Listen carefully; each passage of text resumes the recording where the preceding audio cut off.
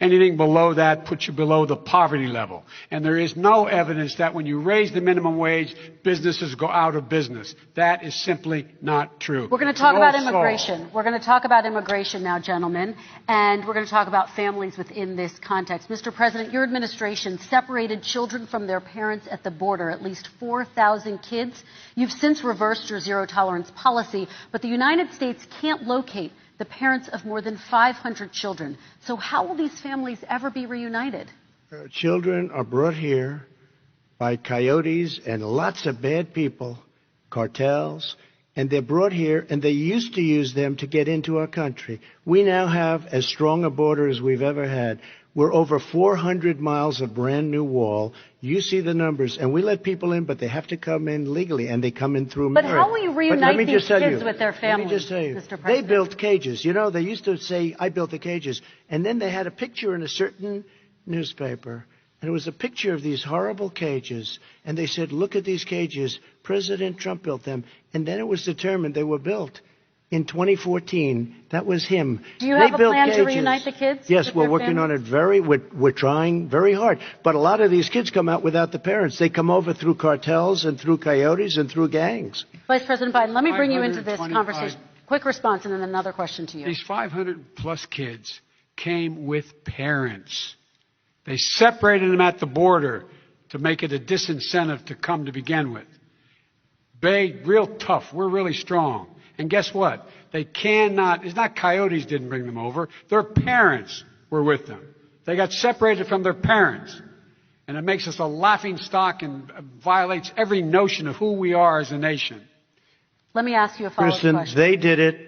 We changed the policy. Your response to that? They did it. We changed. Did not. They built the cages. Who built the cages, Joe? Let's talk about what Who built the cages, Let's Joe? talk about what we're talking about. What happened? Parents were ripped, their kids were ripped from their arms and separated. And now they cannot find over 500 sets of those parents, and those kids are alone. Nowhere to go. Nowhere to go. It's criminal. It's criminal. Let me ask Kristen, you about I will say this. immigration. They went down. We brought seconds, reporters, everything. They are so well taken care of. They're in facilities that were so clean. But some of them haven't been reunited But with their just ask families. one question. Who built the cages? I'd love you to ask him that. Who built the cages? Let me ask. Protect people with pre-existing. So I'd like to terminate Obamacare, come up with a brand new, beautiful health care. The Democrats will do it because there'll be tremendous pressure on them, and we might even have the House by that time. And I think we're going to win the House, okay? You'll see, but I think we're going to win the House. But come up with a better health care, always protecting people with pre-existing conditions. And one thing very important, we have 180 million people out there that have great private health care, far more than we're talking about with Obamacare. Joe Biden is going to terminate all of those policies. These are people that love their health care, people that have been successful, middle-income people, been successful. They have 180 million plans, 180 million people, families, under what he wants to do, which will basically be socialized medicine. He won't even have a choice. They want to terminate 180 million plans. We have done an incredible job on health care, and we're going to do even better. Okay. Vice President Biden, yes, this is for you. Your health care plan calls for building on Obamacare. So my question is, what is your plan if the law is ruled unconstitutional by the Supreme Court? You have 2 minutes uninterrupted. What I'm going to do is pass Obamacare with a public option. Become Biden care. The public option is an option that says that if you in fact do not have the wherewithal if you qualify for Medicaid and you do not have the wherewithal in your state to get Medicaid, you automatically are enrolled, providing competition for insurance companies. That's what's going to happen. Secondly, we're going to make sure we reduce the premiums and reduce drug prices by making sure that there's competition that doesn't exist now by allowing the Medicare to negotiate drug prices with the insurance companies.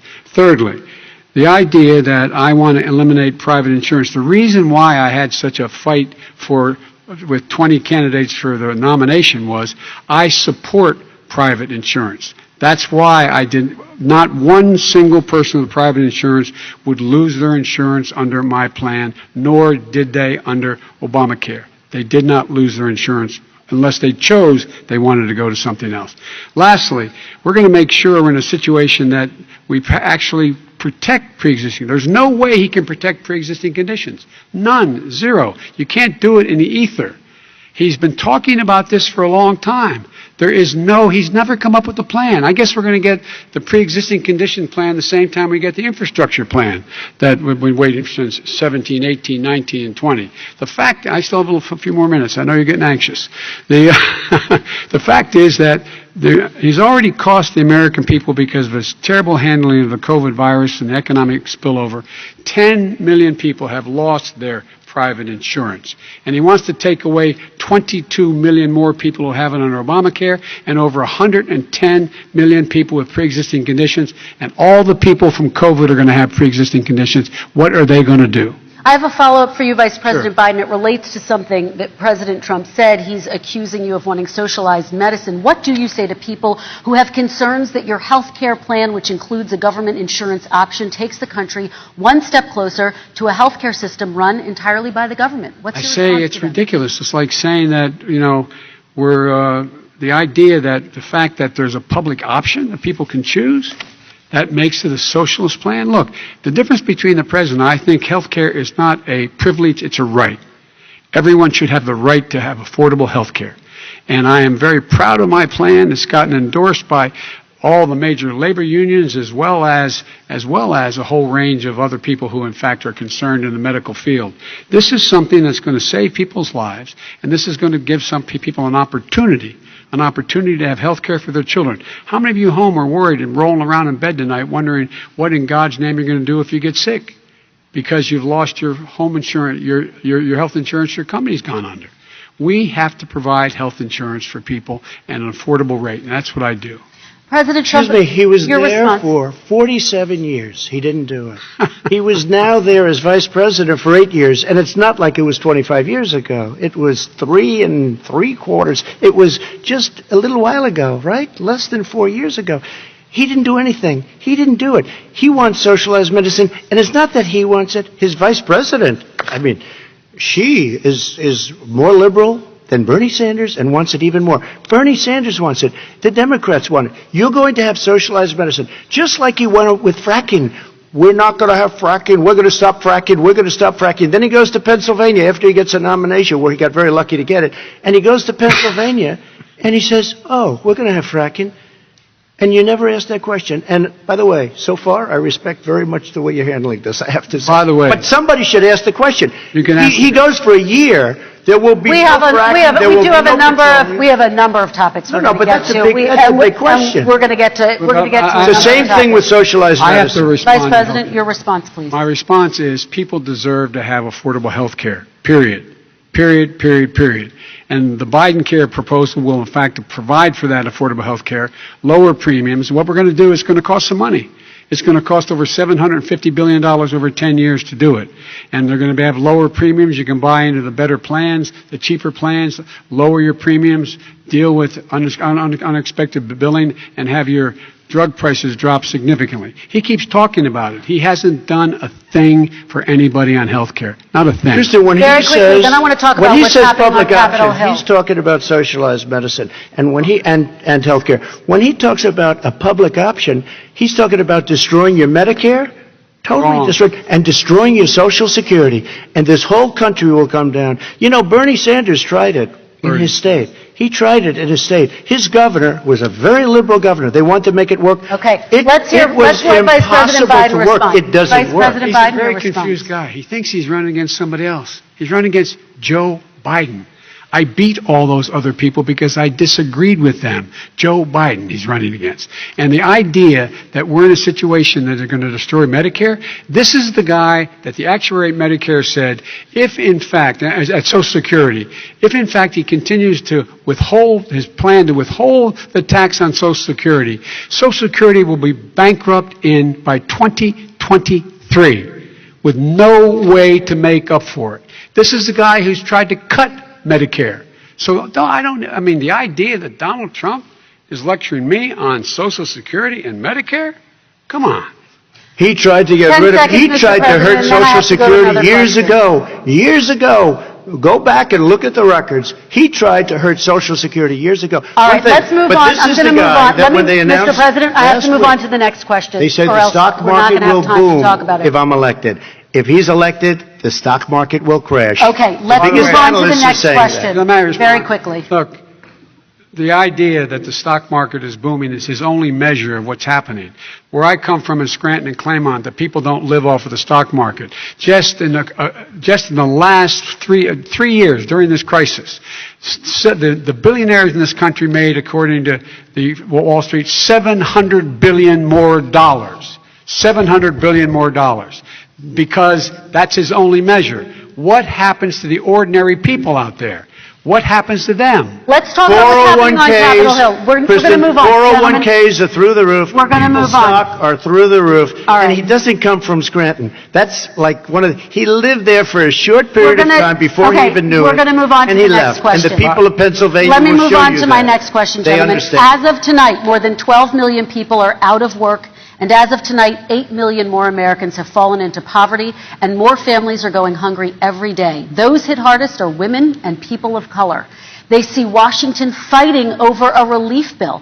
Mr. President, why haven't you been able to get them the help they need? 30 seconds here. Because Nancy Pelosi doesn't want to approve it. I do. But you're the president. I do, but I still have to get. Unfortunately, that's one of the reasons I think we're going to take over the House, because of her.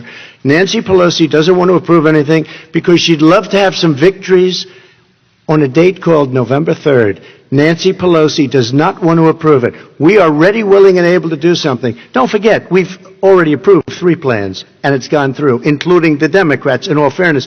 This one she doesn't want. It's near the election because she thinks it helps her politically. I think it hurts her politically. All right, By the Mr. way, Vice President. you know, the Republican leader in the United States Senate said he can't pass it. He will not be able to pass it.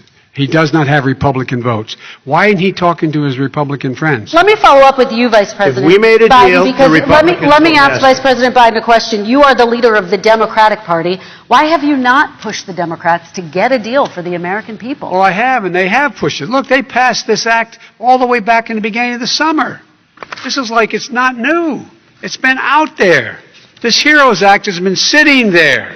And look at what's happening. When I was in charge of the Recovery Act with $800 billion, I was able to get $145 billion to local communities that have to balance their budgets and states that have to balance their budgets, so then have to fire firefighters, teachers, first responders, law enforcement officers, so they could keep their cities and counties running. He will not support that. They have not done a thing for them. And Mitch McConnell said, let them go bankrupt. Let them go bankrupt. Come on.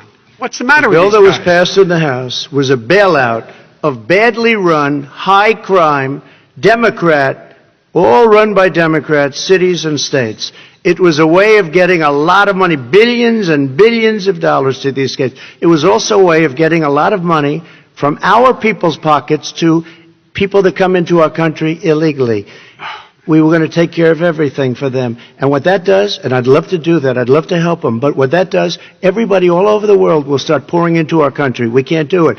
This was a way of taking care of them. This was a way of spending on things that had nothing to do with COVID, as per your question. But it was really a big bailout for badly run Democrat cities and states. All right, By the way, I want if to. I get elected, I'm running as a proud Democrat, but I'm going to be an American president. I don't see red states and blue states. What I see is American, United States. And folks, every single state out there finds themselves in trouble. They're going to start laying off, whether they're red or blue, cops, firefighters, first responders, teachers, because they have to balance their budget. And the founders were smart. They allowed the federal government to deficit spend to compensate for the United States of America. I want to talk about the minimum wage, gentlemen. Mr. Vice President, we are talking a lot about struggling small businesses and business owners these days. Do you think this is the right time to ask them to raise the minimum wage? You, of course, support a $15 federal minimum wage. I do, because I think one of the things we're going to have to do is we're going to have to bail them out, too. We should be bailing them out now, those small businesses. You got 1 in 6 of them going under. they're not going to be able to make it back. They passed a package that allows us to be able to call PPP. Money is supposed to go to help them do everything from organize how they can deal with their businesses being open safely. Schools, how they can make classrooms smaller, how they can hire more teachers, how they can put ventilation systems in. They need the help. The businesses as well as the schools need the help. But these guys will not help them. It's not giving them any of the money. We are going to move on to immigration, one thing very but I quickly, want he to said get we your have to help our reaction. small businesses by raising the minimum wage. That's not helping. I think it should be a state option. Alabama is different than New York. New York is different from Vermont. Every state is different. It should be a state option. You said very we have recently. to help. It's very important. We have to help our small businesses. You How said- are you helping your small businesses when you're forcing wages? What's going to happen, and what's been proven to happen, is when you do that, these small businesses fire many of their employees. You said Not very true, recently you would by the way. consider raising the federal minimum it. wage to $15 Say an it. hour. You said recently you would consider raising the federal minimum wage to What I $15 an hour. really Is like, that still the case? and I would consider it to an extent, but In a what I second really like, administration? in a second administration, but not to a level that's going to put all these businesses out of business. It should be a state option. Look, I lived in different places. I know different places. They're all different. Some places, $15 is not so bad. In other places, other states, $15 would be Okay, President ruinous. Trump, thank you. Quick response, Vice President Biden. 2 jobs, 1 job, be below poverty. People are making $6, $7, $8 an hour. These first responders we all clap for as they come down the street because they've allowed us to make it. What's happening? They deserve a minimum wage of $15. Anything below that puts you below the poverty level. And there is no evidence that when you raise the minimum wage, businesses go out of business. That is simply not true. We're going to talk about No immigration. We're going to talk about immigration now, gentlemen, and we're going to talk about families within this context. Mr. President, your administration separated children from their parents at the border, at least 4,000 kids. You've since reversed your zero-tolerance policy, but the United States can't locate the parents of more than 500 children. So how will these families ever be reunited? Children are brought here by coyotes and lots of bad people, cartels, and they're brought here, and they used to use them to get into our country. We now have as strong a border as we've ever had. We're over 400 miles of brand new wall. You see the numbers, and we let people in, but they have to come in legally, and they come in through But merit. how will you But reunite let me these just tell kids you, with their families, Let me just tell you, Mr. they President? built cages. You know, they used to say, I built the cages, and then they had a picture in a certain newspaper, and it was a picture of these horrible cages, and they said, look at these cages, President Trump built them, and then it was determined they were built in 2014. That was him. Do you They have a built plan to cages. reunite the kids Yes, with we're their working on families? it we're trying very hard. But a lot of these kids come out without the parents. They come over through cartels and through coyotes and through gangs. Vice President Biden, let me bring you into this 525 conversation. Quick response and then another question to you. These 500 plus kids came with parents. They separated them at the border to make it a disincentive to come to begin with. Real tough. We're really strong. And guess what? They cannot, it's not coyotes didn't bring them over. Their parents were with them. They got separated from their parents. And it makes us a laughing stock and violates every notion of who we are as a nation. Let me ask you a follow-up Kristen, question. they did it. We changed the policy. Your response they to that? They did it. We changed. did not They built the separate cages. the Who built the cages, Joe? Let's talk about what Who we're built the talking cages, about. Joe? Let's talk about what we're talking about. What happened? Parents were ripped, their kids were ripped from their arms and separated. And now they cannot find over 500 of sets of those parents, and those kids are alone. Nowhere to go. Nowhere to go. It's criminal. It's criminal. Let me ask Kristen, you I will about say this. immigration. They went 10 down. seconds We and brought then I need to ask reporters, you. everything. They are so well taken care of. They're in facilities that were so clean. But some and of them gotten haven't been such reunited But with their just ask families. one question. Who built the cages? I'd love you to ask him that. Who built the cages? Let me ask about your immigration policy, Mr. Vice President. The Obama administration did fail to deliver immigration reform, which had been a key promise during the administration. It also presided over record deportations as well as family detentions at the border before changing course. So why should voters trust you with an immigration overhaul now? Because it made a mistake. It took too long to get it right. It took too long to get it right. I'll be President of the United States, not Vice President of the United States. And the fact is, I've made it very clear. within 100 days, I'm going to send to the United States Congress a pathway to citizenship for over 11 million undocumented people. And all of those so-called dreamers, those DACA kids, they're going to be immediately certified again to be able to stay in this country and put on a path to citizenship. The idea that they are being sent home by this guy, and they want to do that, is they've gone to a country they've never seen before. I can imagine you're 5 years old, your parents are taking you across the Rio Grande River, and it's illegal. And you say, oh no, Mom, leave me here. I'm not going to go with you. They've been here. Many of them are model citizens. Over 20,000 of them are first responders out there taking care of people during this crisis. We owe them. We owe them. Kristen, he had 8 years to do what he said he was going to do. And I've changed without having a specific. We got rid of catch and release. We got rid of a lot of horrible things that they put in and that they lived with. But he had 8 years he was vice president. He did nothing except build cages to keep children in. Vice President Biden, your response. The catch and release, you know what he's talking about there? If in fact you had a family came across and they were arrested, they in fact were given a date to show up for their hearing. They were released. And guess what? They showed up for a hearing. And this is the first president in the history of the United States of America that anybody seeking asylum has to do it in another country. That's never happened before in America. That's never happened before in America. You come to the United States and you make your case that I seek asylum based on the following premise, why I deserve it under American law. They're sitting in squalor on the other side of the river. President Trump, your response, so 30 important. seconds, and then we'll move on. It just shows that he has no understanding of immigration or the laws. Catch and release is a disaster. A murderer would come in, a rapist would come in, a very bad person would come in. We would take their name. We have to release them into our country. And then you say they come back. Less than 1% of the people come back. We have to send ICE out and Border Patrol out to find them. We would say, come back in 2 years, 3 years. We're going to give you a court case. You need Perry Mason. We're going to give you a court case. When you say they come back, they don't come back, Joe. They never come back. Only the really, I hate to say this, but those with the lowest IQ, they might come back. Okay, President Trump, let's give Vice President Biden a chance to respond, and then we're going to move on to the next section. You don't know the law, Joe. Vice President Biden, your response. Know the law, what he's telling you is simply not true. Well, check it out. They don't come back. Check it out. All right, let's move on. But we don't have to worry about it because they terminated it, so we don't have to worry about it Let's anymore. move on to the next And you have section. 525 kids not knowing where in God's name they're going to be and lost their parents. Go ahead. All right, let's talk about our next section, which is race in America.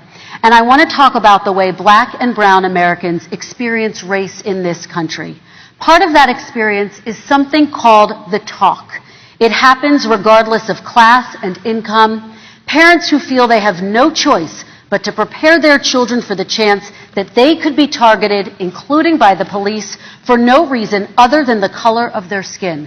Mr. Vice President, in the next 2 minutes, I want you to speak directly to these families. Do you understand why these parents fear for their children? I do. I do. You know, my daughter is a social worker, and she's written a lot about this. She has a graduate degree from the University of Pennsylvania in social work. And you know, one of the reasons why I ended up working on the east side of Wilmington, Delaware, which is 90% African American, was to learn more about what was going on. I never had to tell my daughter, if she's pulled over, make sure she puts, for a traffic stop, put both hands on top of the wheel and don't reach for the glove box because someone may shoot you. But a black parent, no matter how wealthy or how poor they are, has to teach their child, when you're walking down the street, don't have a hoodie on when you go across the street. Making sure that you, in fact, if you get pulled over, yes, sir, no, sir, hands on top of the wheel, because you are, in fact, the victim, whether you're a person making child of a $300,000 a year person or someone who's on food stamps. The fact of the matter is, there is institutional racism in America. And we have always said, we've never lived up to it, that we hold these truths to be self-evident. All men and women are created equal. Well, guess what? We have never, ever lived up to it, but we've always constantly been moving the needle further and further to inclusion. not exclusion. This is the first president to come along and says that's the end of that. We're not going to do that anymore. We have to provide for economic opportunity, better education, better health care, better access to schooling, better access to opportunity to borrow money to start businesses. All the things we can do, and I've laid out a clear plan as to how to do those things, just to give people a shot. It's about accumulating the ability to have wealth as well as it is to be free from violence. President Trump, same question to you, and let me remind you of the question. I would like you to speak directly to these families. Do you understand why these parents fear for their children? Yes, I do. And again, he's been in government 47 years. He never did a thing except in 1994 when he did such harm to the black community. And they were called, and he called them, super predators. And he said that. He said it, super predators. And they have never lived that down. 1994, your crime bill, the super predators. Nobody has done more for the black community than Donald Trump. And if you look, with the exception of Abraham Lincoln, possible exception, but the exception of Abraham Lincoln, nobody has done what I've done. Criminal justice reform, Obama and Joe didn't do it. I don't even think they tried because they had no chance at doing it. They might have wanted to do it, but if you had to see the arms I had to twist to get that done, it was not a pretty picture, and everybody knows it, including some very liberal people that cried in my office. They cried in the Oval Office. 2 weeks later, they're out saying, gee, we have to defeat him. Criminal justice reform, prison reform, opportunity zones with Tim Scott, a great senator from South Carolina. He came in with this incredible idea for opportunity zones. It's one of the most successful programs. People don't talk about it. Tremendous investment is being made. Biggest beneficiary, the black and Hispanic communities, and then historically black colleges and universities. After 3 years of coming to the office, I love some of those guys. They were great. They came into the office and they said, I said, what are you doing? After 3 years, I said, why do you keep coming back? Because we have no funding. I said, you don't have to come back every year. We have to come back. Because President Obama would never give them long-term funding, and I did. 10-year long-term funding, and I gave them more money than they asked for because they said, I think you need more. And I said, the only bad part about this is I may never see you again because I got very friendly with them, and they like me and I like them. But I saved historically black colleges and universities. Okay, and we're going to talk about both of your records, but your response to that, Vice Chairman. My response to that is I never, ever said what he accused me of saying. The fact of the matter is, in 2000, though, after the crime bill had been in the law for a while, this is the guy who said, the problem with the crime bill, there's not enough people in jail. There's not enough people in jail. And go on my website, get the quote, the date when he said it. Not enough people. He talked about marauding gangs, young gangs, and the people who are going to maraud our cities. This is a guy who in the Central Park five innocent black kids, he continued to push for making sure that they got the death penalty. None of them were guilty of the crimes they were suggested. Look, and talk about granted, he did in fact let 20 people, he commuted 20 people's sentences. We commuted over 1,000 people's sentences. Over 1,000. The very law he's talking about is a law that, in fact, initiated by Barack Obama. And secondly, we're in a situation here where the federal prison system was reduced by 38,000 people under our administration.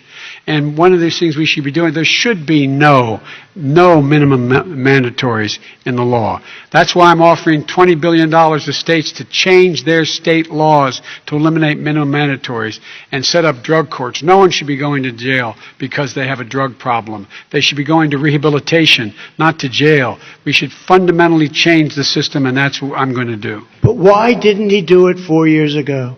Why didn't you do that 4 years ago, even less than that? Why didn't you do it? You were vice president. You keep talking about all these things you're going to do, and you're going to do this. But you were there just a short time ago, and you guys did nothing. We did. You know, Joe, I ran because of you. I ran because of Barack Obama, because you did a poor job. If I thought you did a good job, I would have never run. I would have never run. I ran because of you. I'm looking at you now. You're a politician. I ran because of you. All right, Vice President Biden, your response to that, and then I do have some questions for both of you. Well, I tell you what, I hope he does look at me, because what's happening here is, you know who I am. You know who he is. You know his character. You know my character. You know our reputations for honor and telling the truth. I am anxious to have this race. I am anxious to see this take place. The character of the country is on the ballot. Our character is on the ballot. Look at us closely. Let me ask some follow-up. Excuse me. Please respond, and then we're going to have follow-up If this stuff is true about Russia, Ukraine, China, other countries, Iraq, if this is true, then he's a corrupt politician. All right. So don't give me the stuff about how you're this innocent baby. Joe, they're calling you a corrupt politician. Nobody's Take a look President at the Trump, laptop I want to from stay hell. on the issue Excuse of me. race. We're Take a talking look at about the the issue. laptop from hell. President Trump, we're Nobody. talking about race right now, and I do want to stay on the issue of race. President Trump, And I you've have just... to respond to that. Please. Because look, Very quickly. there are 50 former national intelligence folks who said that what he's accusing me of is a Russian plant. They have said that this has all the 5 former heads of the CIA, both parties, say what he's saying is a bunch of garbage.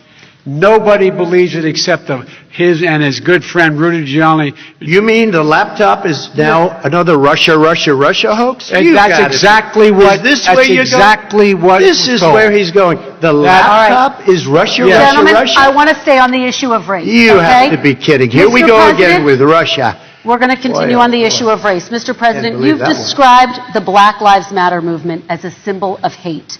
You've shared a video of a man chanting white power to millions of your supporters. You've said that black professional athletes exercising their First Amendment rights should be fired. What do you say to Americans who say that kind of language from a president is contributing to a climate of hate and racial strife? Well, you have to understand, the first time I ever heard of Black Lives Matter, they were chanting pigs in a blanket, talking about police. Pigs, talking about our police. Pigs in a blanket, fry them like bacon. I said, that's a horrible thing. And they were marching down the street. And that was my first glimpse of Black Lives Matter. I thought it was a terrible thing. As far as my relationships with all people, I think I have great relationships with all people. I am the least racist person in this room. Well, what do you say to Americans who are concerned by that rhetoric? I don't know. and by the I don't know videos? what to say. I got criminal justice reform done and prison reform and opportunity zones. I took care of black colleges and universities. I don't know what to say. They can say anything. They can say anything. It makes me sad because I am the least racist person. I can't even see the audience because it's so dark. But I don't care who's in the audience. I'm the least racist person in this room. Okay. Vice President Biden, let me ask you very quickly, and then I have a follow-up question for you. Abraham Lincoln here is one of the most racist presidents we've had in modern history. He pours fuel on every single racist fire. Every single one. Started off his campaign coming down the escalator saying he's going to get rid of those Mexican rapists. He's banned Muslims because they're Muslims. He has moved around and made everything worse across the board. He says about the poor boys, last time we were on stage here, he said, I told them to stand down and stand ready. Come on. This guy is a dog whistle about as big as a foghorn. President Trump, I'm going to give you 10 seconds to respond, and then I have a follow-up question. He made a reference to Abraham Lincoln. Where did that come in? You said where you're did Abraham Lincoln. No, where did that? No. You said- I said not since Abraham Lincoln has anybody done what I've done for the black community. And I'm saying- I didn't say I'm Abraham Lincoln. I said not since Abraham Lincoln has anybody done what I've done for the black community. Now, you have done nothing other than the crime bill, which put Oh, God. tens of thousands of black men, mostly, in jail. All right, let me- And you know let me what? a- let me They ask remember Vice it because President if you Biden look a at what's question. happening with the voting right now, Let me ask they Vice remember President that Biden you treated them about- very, very badly. The- Just the- take a look at what's happening out there. Vice President Biden, let me give you a chance to respond within this context. Crime Okay. bills that you supported in the 80s and 90s contributed to the incarceration of tens of thousands of young black men who had small amounts of drugs in their possession. They are sons, they are brothers, they're fathers, they're uncles, whose families are still to this day, some of them suffering the consequences. So speak to those families. Why should they vote for you? One of the things is that in the 80s, we passed 100%, all 100 senators voted for it, a bill on drugs and how to deal with drugs. It was a mistake. I've been trying to change it since then, particularly the portion on cocaine. That's why I've been arguing that, in fact, we should not send anyone to jail for a pure drug offense. They should be going into treatment across the board. That's what we should be spending money. That's why I set up drug courts, which were never funded by our Republican friends. They should not be going to jail for a drug or an alcohol problem. They should be going into treatment. Treatment. That's what we've been trying to do. That's what I'm going to get done, because I think the American people have now seen that, in fact, it was a mistake to pass those laws relating to drug. But they were not in the crime bill. But Okay, why so- didn't he get it done? See, it's all talk, no action with these politicians. Why didn't he get it done? That's what I'm going to do when I become president. You were vice president along with Obama as your president, your leader, for 8 years. Why didn't you get it done? You had 8 years to get it done. Now you're saying you're going to get it done because you're all talk and no action, Jim. We got a Your lot of it response. done. We released Didn't get 38,000. anything We got done. 38,000 prisoners left from the. You got nothing done. 38,000 prisoners were released from federal prison. There were over 1,000 people who were given clemency. In fact, we're the ones that put in the legislation saying we could look at pattern and practice of police departments and what they were doing, how they were conducting themselves. I could go on, but we began the process. We lost an election. That's why I'm running, to win back that election and change his terrible policy. I Quick just response, asked, and then we're I gonna just move asked on to one climate question. change. Why didn't you do it in the 8 years, a short time ago? Why didn't you do it? You just said, I'm going to do that, I'm going to do this. You put tens Because- of thousands of mostly black young men in prison. Now you're saying you're going to undo that. Why didn't you get it done? You had 8 years with Obama. You know why, Because- Joe? Because you're all talk and no action. All right, Vice President Because Biden, and then we're going to move on to the next section. We had a Republican Congress. That's the answer. Well, Okay. you got to talk them into it, Joe. All right. Sometimes you got to talk them into it. We're going to move on to our next section, Like I which did is with criminal climate justice change. reform. I had Okay. to talk Democrats into it. Gentlemen, You we're, did we're, what we've we're running out of already done. time, so we got to get on to Okay. climate change, please. You both have very different visions on climate change. President Trump, you say that environmental regulations have hurt jobs in the energy sector. Vice President Biden, you have said you see addressing climate change as an opportunity to create new jobs. For each of you, how would you both combat climate change and support job growth at the same time? Starting with you, President Trump, you have 2 minutes uninterrupted. So we have the Trillion Trees program. We have so many different programs. I do love the environment, but what I want is the cleanest, crystal clear water, the cleanest air. We have the best, lowest number in carbon emissions, which is a big standard that I notice Obama goes with all the time. Not Joe. I haven't heard Joe use the term because I'm not sure he knows what it represents or means, but I have heard Obama use it. And we have the best carbon emission numbers that we've had in 35 years under this administration. We are working so well with industry, but here's what we can't do. Look at China, how filthy it is. Look at Russia. Look at India. It's filthy. The air is filthy. The Paris Accord, I took us out because we were going to have to spend trillions of dollars, and we were treated very unfairly. When they put us in there, they did us a great disservice. They were going to take away our businesses. I will not sacrifice tens of millions of jobs, thousands and thousands of companies because of the Paris Accord.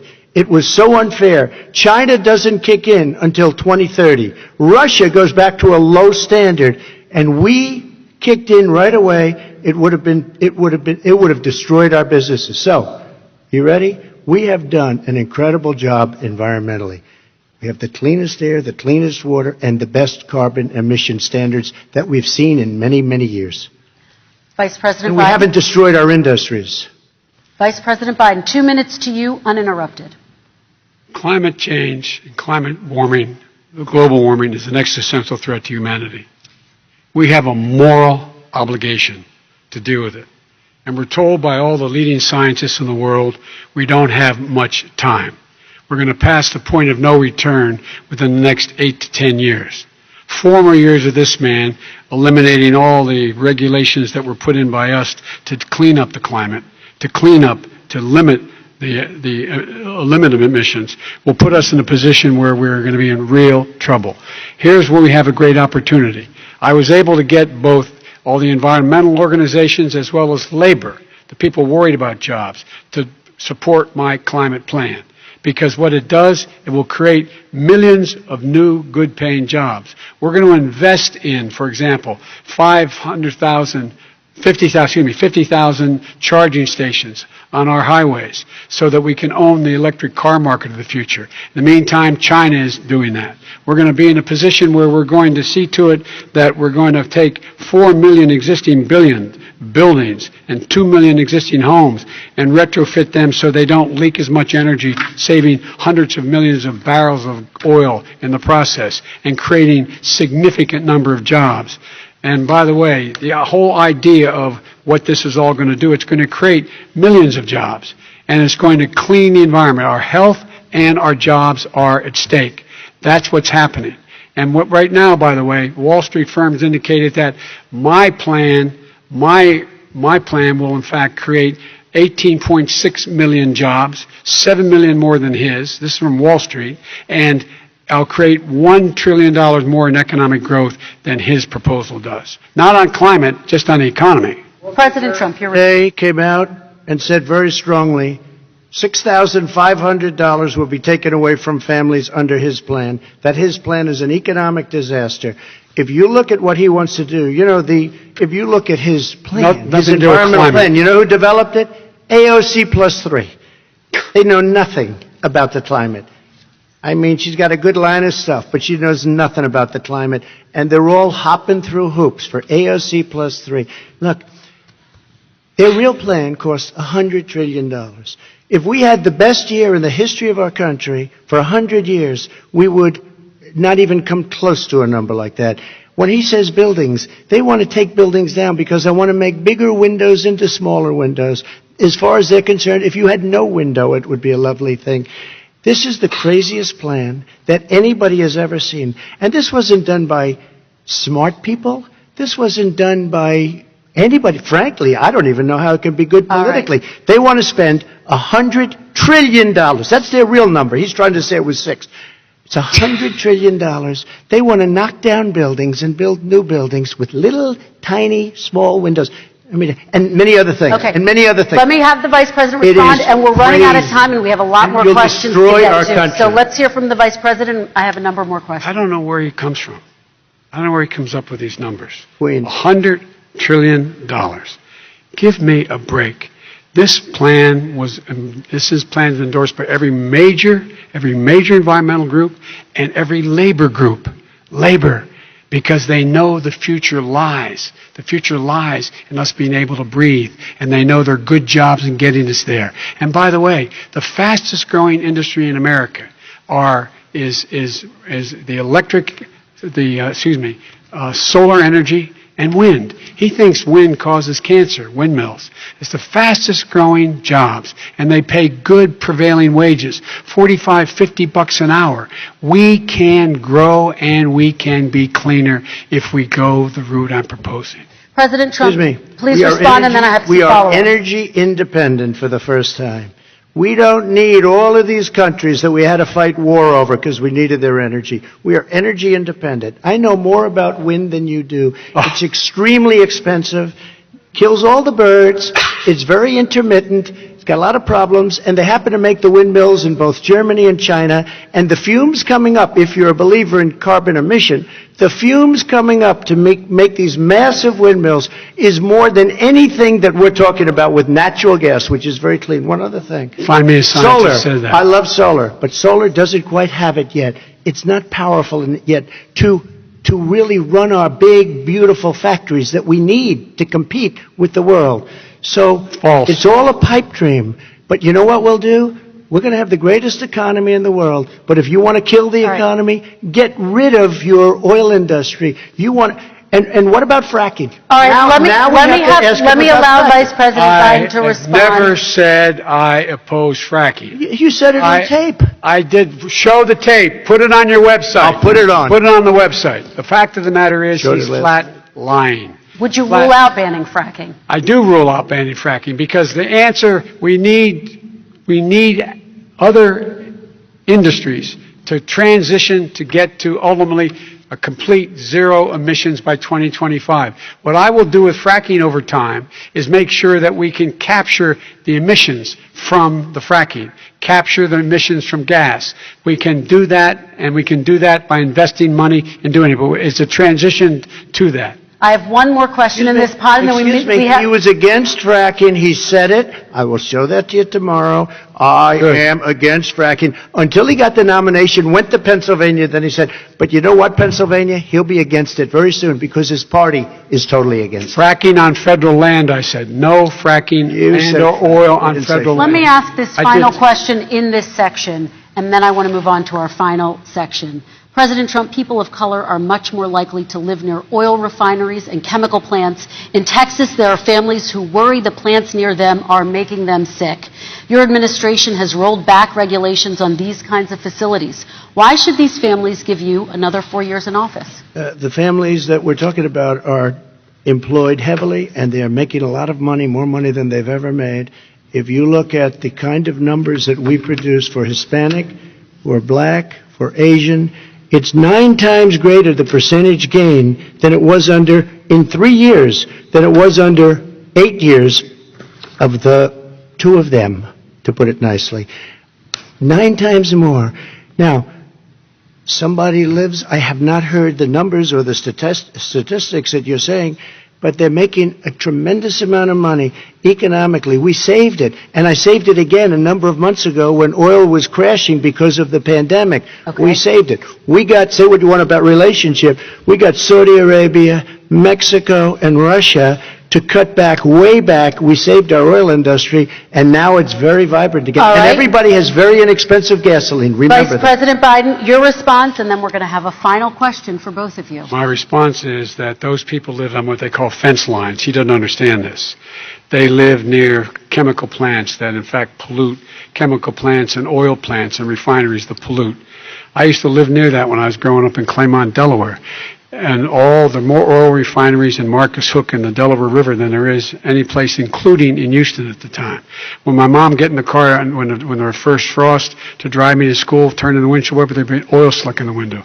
That's why so many people in my state were dying and getting cancer. The fact is, those frontline communities, it doesn't matter what you're paying them, it matters how you keep them safe. What do? And you impose restrictions on the pollutants coming out of those fence line communities. Okay, I have one final Would question. he close down the oil industry? It falls. Would you close down the oil By industry? the way, I would transition from the oil industry, yes. I Oh, will that's transition. a big statement. It is a big statement. That's a big because statement. I would stop, Why would you do that? because the oil industry pollutes significantly. I see. Here's the deal. But That's you a can't big do that. statement. Well, if you let me finish the statement, because it has to be replaced by renewable energy over time. And I'd stop giving to the oil industry, I'd stop giving them federal subsidies. He won't give federal subsidies to the gas, to solar and wind. Yeah. Why are we giving it to oil industry? We actually do give All it right. to solar and wind. We And have that's one maybe the final biggest question. statement in terms of business. That's the biggest statement. Okay. Because We have basically one what he's final saying question, is he is Mr. going to President. destroy the oil industry. Look, we have to move toward a net zero emissions. The first place to do that by the year 2035 is in energy production, by 2050 totally. All right. One Is he gonna final get question China to to both do of it? you. No, we're finished with Is this. he We going have to to get move China on to to our do it? final question. We No, have to I'm move going on to to our final rejoin Paris question. Accord and make China abide by what they agreed to. All right, That'll this cost you is $1 about trillion. leadership, gentlemen. And this first question does go to you, President Trump. Imagine this is your inauguration day. What will you say in your address to Americans who did not vote for you? You'll each have 1 minute, starting with you, Mr. We have to make our country totally successful as it was prior to the plague coming in from China. Now we're rebuilding it, and we're doing record numbers, 11.4 million jobs in a short period of time, etc. But I will tell you, go back. Before the plague came in, just before, I was getting calls from people that were not normally people that would call me. They wanted to get together. We had the best Black unemployment numbers in the history of our country. Hispanic, women, Asian, people with diplomas, with no diplomas, MIT graduates, #1 in the class. Everybody had the best numbers. And you know what? The other side wanted to get together. They wanted to unify. Success is going to bring us together. We are on the road to success. But I'm cutting taxes, and he wants to raise everybody's taxes, and he wants to put new regulations on everything. He will kill it. If he gets in, you will have a depression, the likes of which you've never seen. Your 401ks will go to hell, and it'll be a very, very sad day for this country. All right. Vice President Biden, same question to you. What will you say during your inaugural address to Americans who did not vote for you? I will say, I'm an American president. I represent all of you, whether you voted for me or against me. And I'm going to make sure that you're represented. I'm going to give you hope. We're going to move. We're going to choose science over fiction. We're going to choose hope over fear. We're going to choose to move forward because we have enormous opportunities to make things better. We can grow this economy. We can deal with the systemic racism. And at the same time, we can make sure that our economy is being run and moved and motivated by clean energy, creating millions of new jobs. And that's the fact. That's what we're going to do. And I'm going to say, as I said at the beginning, what is on the ballot here is the character of this country. Decency, honor, respect, treating people with dignity, making sure that everyone has an even chance. And I'm going to make sure you get that. You haven't been getting it.